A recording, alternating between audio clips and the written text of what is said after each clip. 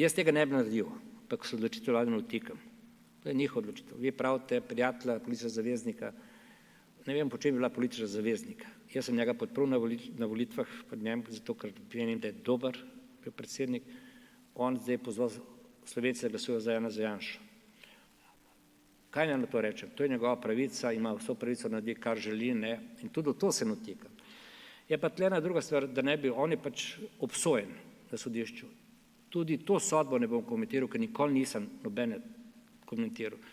Srečal sem v soboto ministrico Fajon in moje vprašanje je tako, če kdo ve, ko so to odločili, koliko slovenskih podjetij deluje v Bosni in Hercegovini.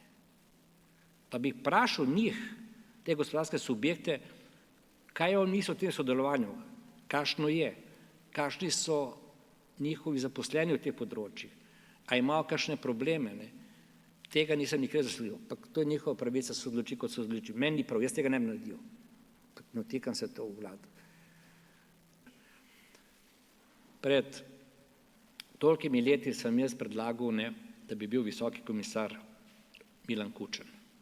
Človek, ki ga izredno spoštujejo, ki je izjemno bister, pozna regijo, ve. Danes bi mi bil tudi Danilo Tirk dober. Dobili smo, v gospodu Šmitu nimam kaj lepega reči. To je tipičen proizvod Evropske unije, birokrat, računovodja, ki je na koncu dokazal, ne to, da bi on kaj vzel, kdo je močnejši.